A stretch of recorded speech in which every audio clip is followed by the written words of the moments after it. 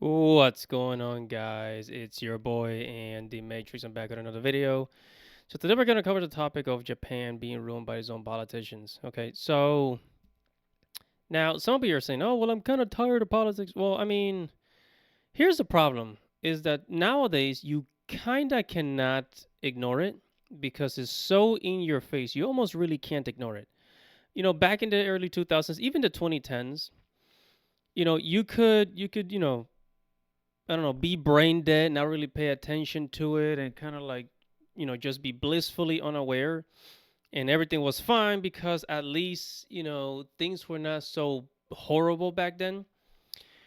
However, however, now it is so in your face with everything that's happening, the digital ID, the digital dollar, politicians screwing us over. And now with the internet, it's more in your face. It's in your face now more than ever. I'm sure that many of these things were happening back in like the 90s or early 2000s. Not as much, but definitely still happening. So now we gotta really pay more attention, and I like to pay attention what's happening worldwide because it's interesting to see how other countries are basically putting into practice the exact same thing that happened here in America. So let's go ahead and see what's happening in Japan. And I have, a YouTuber called Meshira. And Meshira, he's basically a comedian from Japan. He's actually really funny. I think he's cool. That's why I recommend him. I actually recommend you guys go and check out Meshira's channel on YouTube. So let's go ahead and let's get started. Here we go. Right now, there are protests every day in front of the Tokyo Metropolitan Government building. These protests started after Tokyo Governor Yuriko Koike signed an agreement with Egypt to bring workers to Tokyo. Simply put, the agreement says that many Egyptians will come to work in Tokyo. The problem is that this important decision was made secretly without telling the Tokyo Assembly. Koike even said, there are workers, not immigrants. In Europe, people who live in a country for a certain period are called immigrants, but in Japan, the government doesn't call them immigrants. They are called workers instead. If they were called immigrants, people would oppose it.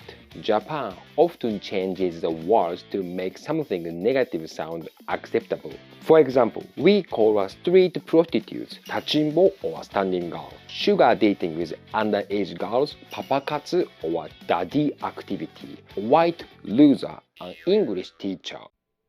Okay, so that last line about the English teacher was really funny. That was kind of funny. I mean, again, Meshira's a comedian. I do.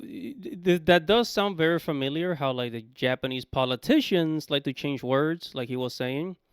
And this is something very similar that a lot of American liberals do, where they change words like, oh, you're not a janitor, you're a custodian. You're not eating poison, those are just chemicals. That sort of thing. So that's what that reminds me of. Very familiar. Very familiar. Hello, this is Yami Yugi from Yu-Gi-Oh! And make sure to subscribe to Andy Matrix's channel. Now on with the show. Tokyo residents are worried. What we know about Egypt is just pyramids, pharaoh, and camels. Will lots of pharaohs riding camels come to Tokyo? If a pharaoh comes for a job interview on a camel, we don't have a manual for that, and we don't need pyramids. We already have a Mount Fuji. Today, I will explain why these anti-immigration protests are happening and what is going on in Tokyo now.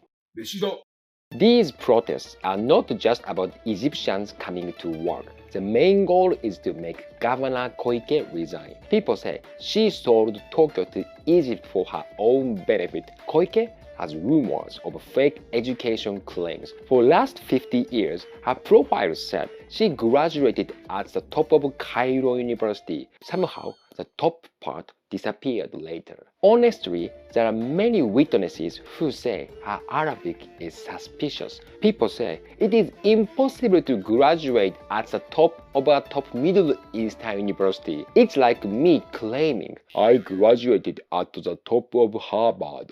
Now you can see why people believe she lied. Even more suspicious, none of her classmates from that time have come forward. Maybe she had zero friends in college, like Ken Suzuki-san. The only person who spoke up, her Japanese roommate in Egypt, and Koike didn't graduate from Cairo University. Probably she was just a roommate, not really a friend. A few years ago, a famous non-fiction writer published a book exposing Koike. The book proved her education history was fictional, just like Ken Suzuki-san's comedy career. 飯田さん、shut the fuck up. 飯だ。 Suddenly, the Egyptian embassy posted her Cairo University diploma on Facebook. Later, one of Koike's aides said the diploma was actually written by Koike herself, and he filed a criminal complaint against her. Then, for some reason, Cairo University officially said Koike graduated. The university is a government institution. They even threatened journalists saying, if you pursue this case, you will be punished under Egyptian law. However, the certificate didn't say she graduated at the top. She didn't bribe that much. At least one small credit to her. 飯だ。 This lady sounds like the Hillary Clinton of Japan, basically bribing people with money, making fake stories, making herself, just saying that she graduated from the the University of Egypt, and it looks like she didn't actually like graduate from there. Maybe she just had connections there. Yeah, at least that's what I'm thinking. But she's a politician, and she wanted, like every politician, they want money and power. Do you think politicians are really there to help the people? They're not. They're not there to help the people. But this lady, she sold Japan. She sold her own people for profit, and she sold Japan to the people of Egypt, right? Because I know there's like all types of different people migrating to Japan, but she was basically bribing for Egyptians to come and live in Japan. You know, that's basically what was happening. So she sold her people. She's basically like one of the politicians here in America. The Hillary Clinton of Japan, like I say, kind of, looks a little bit like her too, at least the shape of her face. Anyways, let's go back to Mashida.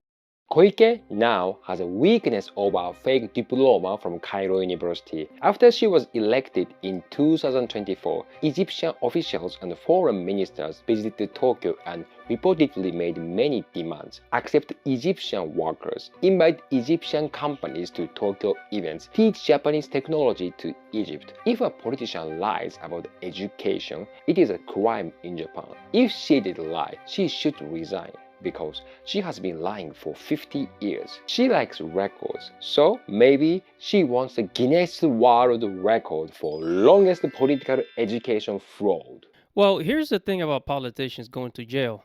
The law is written saying that they're supposed to go to jail, but because they're politicians, they can pay their way out of jail.